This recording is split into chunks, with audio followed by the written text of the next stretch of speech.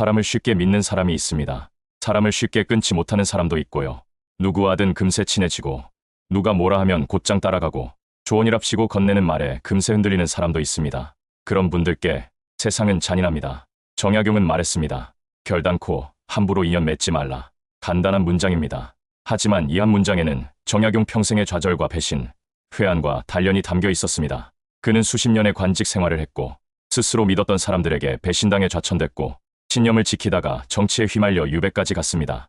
그토록 총명했던 인물이, 그토록 유능하고 덕망 있던 학자가 인간관계 하나로 인생의 궤도를 뒤틀린 겁니다. 그는 깨달았습니다. 인연은 사람의 길을 만든다는 것, 그리고 잘못된 인연 하나는 실력도, 명예도, 철학도 무너뜨릴 수 있다는 것을. 이제 묻겠습니다. 지금 당신은 어떤 인연과 함께하고 계십니까? 그 인연은 정말 지켜도 되는 사람입니까? 정말 맺을 만큼의 가치를 지닌 관계입니까? 요즘 시대는 관계가 너무 쉽습니다. DM 한 통, 좋아요 하나, 술자리 몇 번이면 친구가 됩니다. 함께 투자한다는 이유로, 같은 취미라는 이유로, 같은 회사라는 이유로 사람을 들입니다. 그런데 그게 정말 인연입니까? 아니면 그저 스쳐가는 접촉에 의미를 과잉 부여하고 있는 건 아닐까요? 우리는 너무 쉽게 마음을 엽니다. 너무 쉽게 믿고 너무 쉽게 동의합니다. 사람을 보고 신념을 세우는 것이 아니라 남의 신념을 듣고 내 철학을 흔들어 버립니다. 투자도 그렇습니다. 그 사람 아는 형이 이거에서 돈 벌었다더라. 요즘 이게 대세래. 늦기 전에 들어가야 해. 이런 말에 마음이 동한다면 그건 돈의 문제가 아니라 철학의 문제입니다. 누가 뭐라 해서 움직이는 삶은 결국 누가 책임져 줍니까? 누가 보상해 줍니까? 아무도 없습니다. 결국 자신의 삶은 오롯이 스스로 감당하게 됩니다.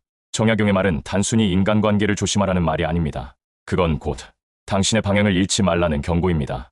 내가 어떤 사람과 인연을 맺느냐는 건 그저 감정의 문제가 아니라 삶의 무게중심을 어디에 둘 것인가에 대한 문제입니다.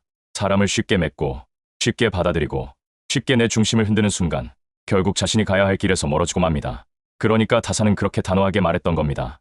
결단코 함부로 인연 맺지 말라. 그 사람은 괜찮아 보일 수 있습니다. 지금은 나에게 친절할 수 있습니다. 당장은 나를 도와줄 수도 있겠죠. 하지만 인연은 순간이 아니라 시간이 말해줍니다. 당장의 이익과 감정으로 결정된 인연은 결국 가장 깊은 배신을 안겨줄 수도 있습니다. 오늘 우리는 다시 이 말을 꺼내야만 합니다. 왜냐고요? 지금 이 시대는 너무 많은 사람들이 너무 쉽게 인연을 맺고 있기 때문입니다. 그리고 너무 많은 사람들이 그 인연 때문에 길을 잃고 있기 때문입니다. 이제 시작입니다. 지성의 파편들, 오늘은 단 한 문장에서 출발합니다. 결단코 함부로 인연 맺지 말라. 그 문장이 오늘의 우리에게 어떤 울림을 줄 수 있는지 함께 생각해 보시죠. 사람은 쉽게 말하지 않습니다. 특히 살아온 세월이 무겁고 겪은 고통이 지날수록 말의 무게는 더 깊어집니다. 정약용이 남긴 말, 결단코 함부로 인연 맺지 말라. 이 단호하고 냉정한 문장도 그의 인생 깊숙한 곳에서 나온 피의 경험이었습니다. 그는 원래 사람을 믿는 쪽이었습니다. 시대와 나라를 믿었고 의기 있는 사람들과 뜻을 모아 조선을 바꿔보겠다는 열정으로 가득했던 사람이었습니다. 조정에 들어가 수많은 개혁을 설계하고 백성들을 위한 제도 개편을 주도하고 실용과 도덕이 조화를 이루는 정치 철학을 꿈꾸던 이상주의자. 하지만 이상은 현실과 마주치는 순간 부서졌습니다. 1801년 진유박해, 천주교 탄압이 시작되던 해였습니다. 정약용의 둘째 형 정약종은 천주교 신자로 처형당했고 자신도 천주교와 관련이 있다는 이유만으로 유배를 떠나야 했습니다. 그가 직접 천주교 신앙을 고백한 것도 아닌데 그저 인연이 있다는 이유로 그는 18년간의 유배지에서 세상과 단절된 삶을 살아야 했습니다. 그때 정약용이 깨달은 것이 무엇이었을까요? 내가 선택하지 않았던 인연이 내 삶을 이렇게까지 무너뜨릴 수 있구나. 그 사람을 믿었고 그들과 뜻을 모았지만 결국 나는 버려졌구나. 그래서 그는 다시 사람을 보았습니다. 예전에는 뜻이 통하면 같이 가면 된다고 믿었습니다. 이제는 그렇지 않았습니다. 뜻이 통하는 건 중요하지 않았습니다. 그 뜻이 끝까지 갈 수 있는가? 그 뜻을 지킬 만큼의 도덕이 있는가? 그걸 보기 시작한 겁니다. 유배지 강진에서 정약용은 스스로를 다시 만들었습니다. 벼슬길은 닫혔고 사람들은 그를 잊었습니다. 하지만 그는 거기서 철저히 자신을 가다듬습니다. 목민심서, 경세유표, 금음신서 등 조선을 뒤흔든 실학의 핵심 저작들이 모두 이 유배지에서 쓰여졌습니다. 고립 속에서 완성된 정신, 배신과 단절 속에서 더 단단해진 철학, 이게 바로 그가 진짜 정약용이 된 이유였습니다. 그리고 그 고요하고도 치열한 시간 끝에서 그는 말했습니다. 사람은 쉽게 맺을 게 아니다. 좋아 보인다고 해서 다 곁에 둘 수 있는 게 아니다. 지금은 의기투합해도 끝은 다를 수 있다. 정약용은 그 누구보다 인연을 신중하게 검토해야 한다는 걸 삶으로 배웠습니다.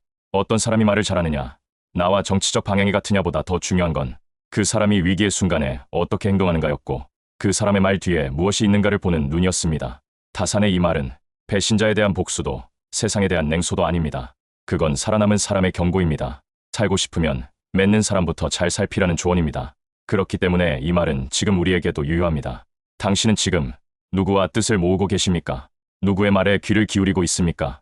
그 사람은 끝까지 당신 옆에 서줄 만한 사람입니까? 정약용은 결국 유배지에서 스스로를 다시 세웠고 그 안에서 자신만의 철학적 중심을 만들었습니다. 이제 우리에게 필요한 것도 그것입니다.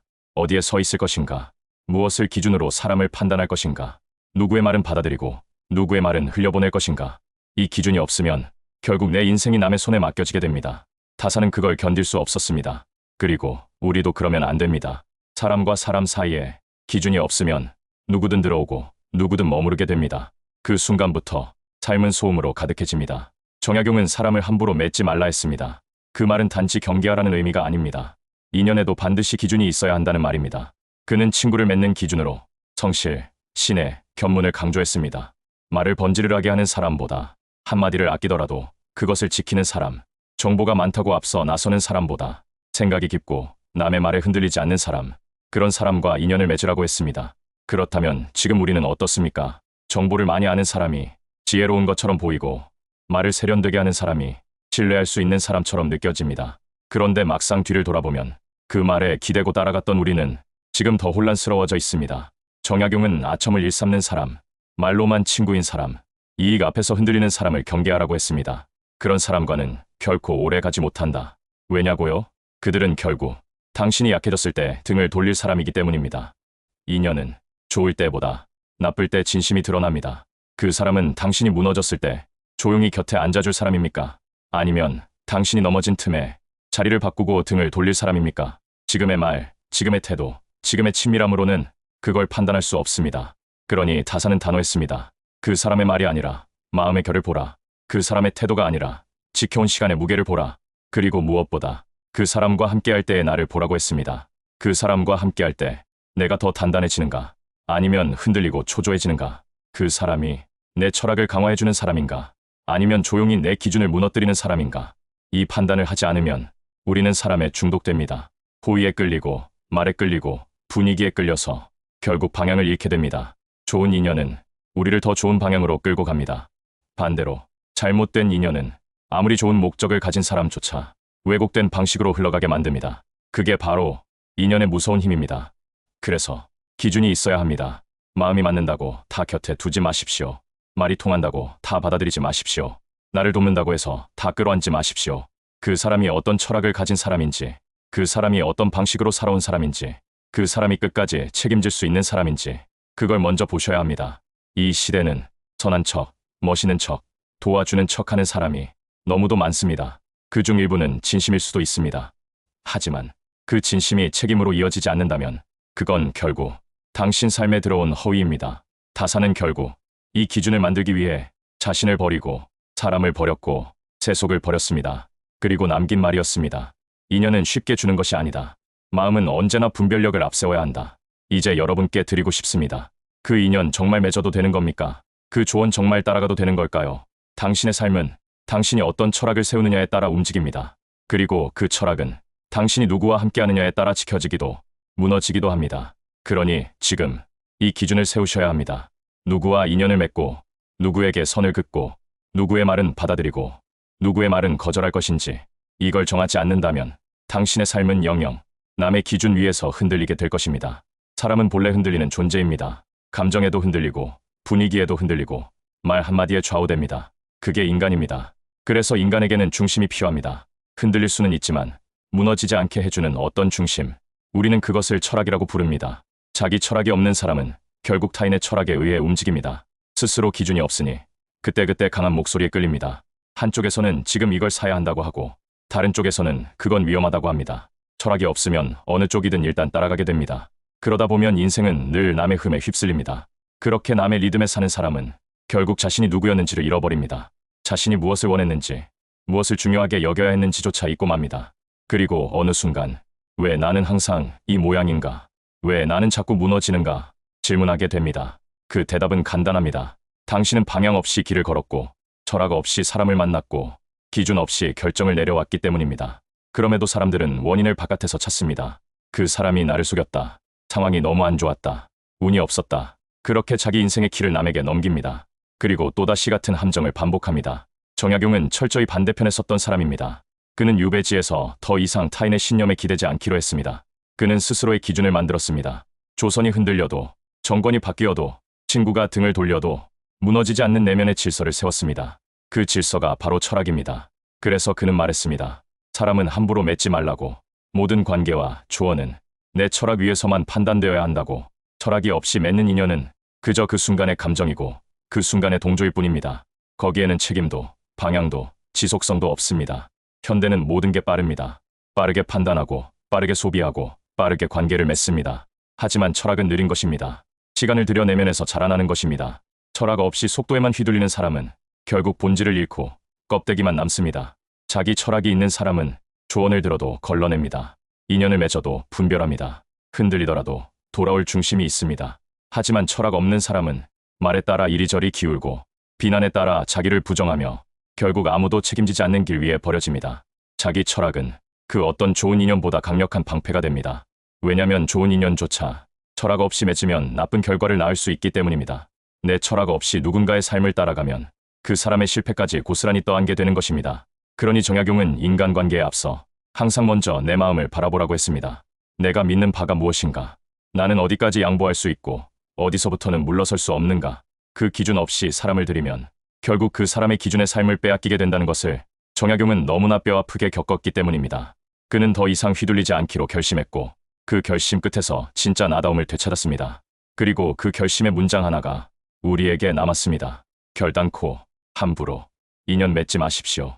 요즘 사람들은 말 속에 살아갑니다. 아침에 일어나 스마트폰을 켜면 뉴스, 유튜브, 인스타그램, 블로그, 커뮤니티가 끊임없이 우리에게 말을 겁니다. 이건 사야 해요. 이건 피해야 해요. 이건 옳고, 저건 틀렸어요. 지금 투자하지 않으면 늦어요. 지금 시작해야 인생이 바뀝니다. 그 수많은 말들 사이에서 당신은 과연 누구의 말을 따르고 계십니까? 문제는 그 말들 대부분이 당신을 위한 말이 아니라는 데 있습니다. 대부분은 자신을 위한 말입니다. 팔기 위한 말이고 주목받기 위한 말이며 자신의 방향의 사람들을 끌어들이기 위한 말입니다. 하지만 우리는 그걸 구분하지 못한 채 반응하고 수긍하고 따라갑니다. 왜냐하면 내 쪽에 기준이 없기 때문입니다. 철학이 없는 사람은 말을 듣는 것이 아니라 그 말에 휩쓸립니다. 철학이 있는 사람은 모든 말을 듣되 선별합니다. 거르고 따져보고 자신의 방향에 어울리는 것만 받아들입니다. 그러나 철학 없는 사람은 들리는 말마다 흔들립니다. 오늘은 이 얘기에 설득되고 내일은 저 말에 납득됩니다. 그 사이에서 자신의 방향은 조금씩 지워집니다. SNS를 보십시오. 남들이 간 여행을 보고 나는 왜 이렇게 사는 걸까 하고 자책합니다. 누군가의 성공담을 듣고 갑자기 내 방식이 틀린 것처럼 느껴집니다. 유튜브에서 말 잘하는 사람이 이렇게 살아야 합니다라고 말하면 이게 진리처럼 들립니다. 그게 반복되면 자신의 삶에 대한 신뢰가 사라집니다. 내가 살아온 방식, 내가 지켜온 태도, 내가 중요하게 여겼던 가치들이 하나씩 희미해집니다. 그리고 어느 순간 타인의 삶을 그대로 따라하게 됩니다. 그 사람의 취향, 그 사람의 루틴, 그 사람의 소비 방식까지 겉은 멀쩡한데 속은 텅 비어갑니다. 왜냐하면 그건 당신의 삶이 아니기 때문입니다. 그건 누군가가 말해준 삶이지 당신이 사는 삶이 아니기 때문입니다. 우리는 흔히 말합니다. 그땐 그게 좋아 보였어요. 다들 그렇게 하길래 나도 따라갔어요. 하지만 나중에 돌아보면 그 선택들이 내 것이 아니었음을 깨닫게 됩니다. 그리고 말합니다. 나는 왜 나를 믿지 못했을까? 정약용은 이런 삶을 이미 200년 전에 경고했습니다. 사람을 함부로 맺지 말라는 말은 곧 그 사람의 말에 휩쓸리지 말라는 뜻이기도 합니다. 그가 중요하게 본 것은 말을 잘하느냐가 아니라 그 말이 어디서 나왔느냐였습니다. 그 말이 철학에서 나온 것인가? 욕망에서 나온 것인가? 그 말이 책임을 전제로 한 말인가? 그저 말하기 위해 하는 말인가? 이 구분을 못하면 누구 말에든 흔들리게 됩니다. 그리고 흔들리는 만큼 삶의 중심이 사라집니다. 이제 묻겠습니다. 지금 당신을 움직이게 하는 말은 누구의 것입니까? 지금 당신이 따르고 있는 흐름은 정말 당신의 철학과 어울리는 것입니까? 정약용은 말했습니다. 사람을 맺을 때는 반드시 물어야 한다. 이 사람은 나를 어디로 이끌 것인가? 현대인에게 이 말은 이렇게 바뀌어야 합니다. 지금 내가 듣고 있는 말은 나를 어디로 이끌고 있는가? 말 많은 시대입니다. 정보는 넘쳐납니다. 하지만 바로 그렇기 때문에 철학은 더 간절해져야 합니다. 내 철학이 없으면 남의 말은 곧 내 삶의 조종핀이 됩니다. 당신은 누구의 말에 조종당하고 계십니까? 이제는 그 질문을 스스로에게 던져야 할 때입니다. 철학은 말로 세워지지 않습니다. 누군가의 조언을 듣는다고, 좋은 글귀를 저장한다고, 그게 곧 철학이 되지는 않습니다. 철학은 삶을 통과하며 만들어지는 것입니다. 사람에 치이고, 선택을 후회하고, 무너진 자존심을 붙잡고 다시 일어설 때, 그때 비로소 나에게 가장 맞는 기준 하나가 만들어집니다. 대부분의 사람은 철학을 책에서 찾으려 합니다. 그럴 수도 있습니다. 하지만 정말 내 것이 되려면 그 문장을 내가 통과한 경험으로 번역해내야 합니다. 좋은 글은 많습니다. 명언도 많고 조언도 많습니다. 하지만 대부분은 읽고 지나갑니다. 왜냐하면 그 문장이 내 삶과 연결되지 않기 때문입니다. 철학은 연결입니다. 내가 겪은 고통과 내가 내린 선택과 내가 지키고 싶은 무언가를 한 줄의 신념으로 연결해내는 일, 그 연결이 되지 않으면 아무리 멋진 말도 그냥 인용에 불과합니다. 하지만 그 연결이 되는 순간 그 문장은 당신의 무기가 됩니다. 정약용에게 철학은 바로 그 연결이었습니다. 그는 배신당한 사람입니다. 믿었던 관계에 의해 무너졌고 뜻을 함께했던 사람들에 의해 소외당했습니다. 하지만 그 고통을 책망으로만 남기지 않았습니다. 거기서 스스로를 갈아 만들었습니다. 유배지에서 그는 울었고 회한을 삼켰고 세상을 내려놓았습니다. 그리고 그 침묵 속에서 자기만의 철학을 건져 올렸습니다. 그것은 말 많은 세상에서 침묵할 줄 아는 힘, 누구도 책임져주지 않을 때 스스로 책임지는 용기, 모든 인연이 아니라 옳은 인연 하나를 기다릴 줄 아는 절제. 철학은 이렇게 만들어집니다. 혼자 있는 시간에서, 상처를 묵상하는 고요 속에서, 그리고 무엇보다 반복해서 자신을 바라보는 훈련 속에서 내가 뭘 원하는지 모르겠을 때는 무엇을 원하지 않는지를 먼저 생각해야 합니다. 누가 나에게 좋은 사람인지 모르겠다면 누가 나를 계속 초조하게 만드는지를 먼저 떠올려야 합니다. 철학은 대단한 신념이 아닐 수도 있습니다. 때론 나는 이런 방식으로 살지 않겠다는 작은 부정에서 시작될 수도 있습니다. 그리고 그 작고 단단한 부정 하나가 당신 삶의 방향을 바꿔놓을 수도 있습니다. 많은 사람들이 철학을 거창하게 생각합니다. 하지만 아닙니다. 철학은 삶의 자세입니다. 그 자세가 만들어지는 과정에는 침묵, 고독, 후회, 그리고 선택이 들어갑니다. 그리고 그 과정을 통과한 사람만이 누구의 말에도 쉽게 흔들리지 않습니다. 누구와도 쉽게 인연을 맺지 않습니다. 스스로의 말과 삶의 책임을 지기 시작합니다. 정약용이 남긴 수많은 글 중 가장 날카로운 한 문장은 사실 가장 고요한 마음에서 나온 것입니다. 결단코, 함부로, 인연 맺지 마라. 그는 그 말을 경험 없이 하지 않았습니다.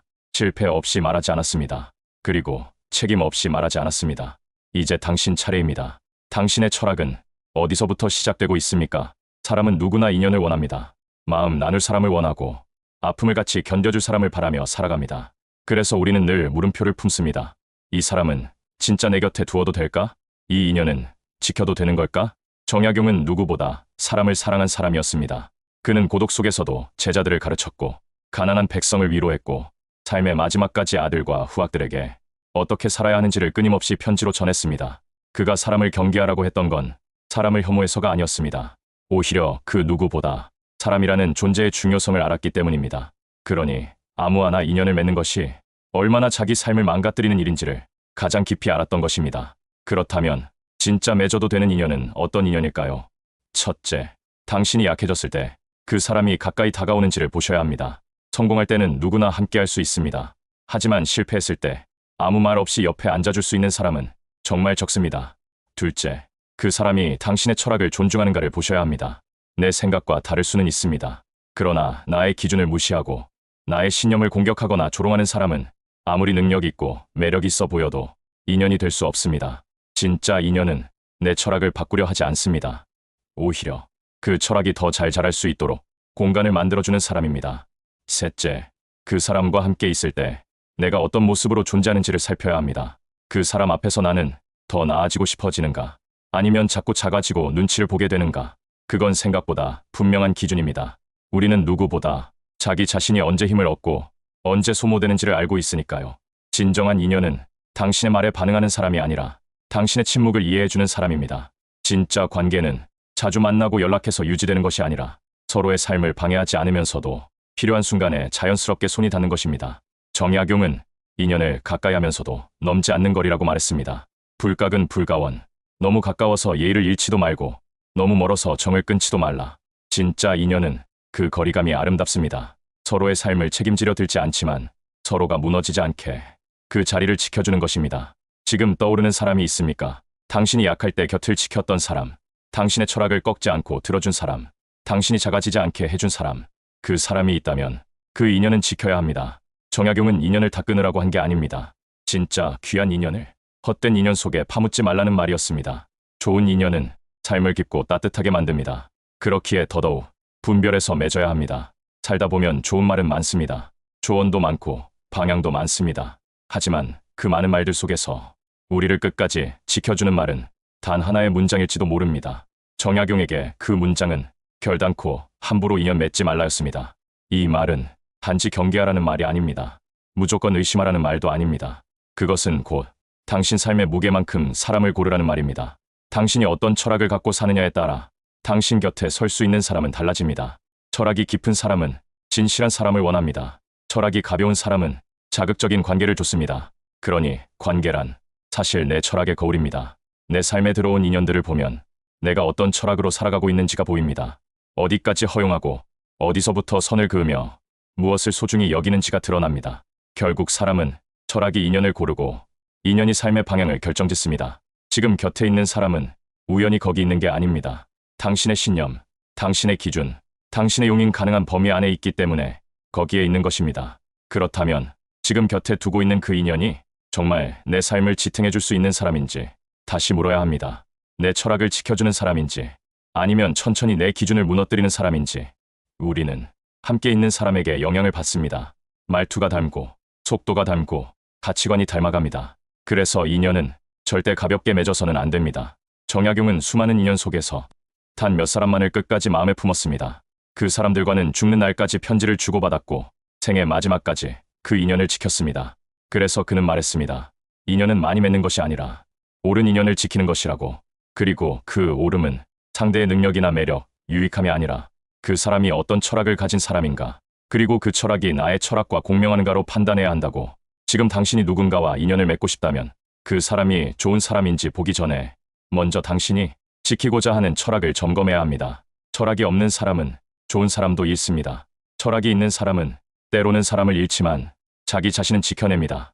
그리고 그 나 자신을 지켜낸 사람만이 진짜 인연을 끝까지 품을 수 있는 사람입니다. 철학이 인연을 고르고 인연이 삶을 만든다. 이 당연하지만 무거운 진실을 오늘 우리는 정약용의 문장 속에서 다시 꺼내보았습니다. 그 어떤 삶의 파도 속에서도 당신의 중심이 무너지지 않길 바랍니다. 그 중심에 철학이라는 나침반이 단단히 꽂혀 있기를 바랍니다.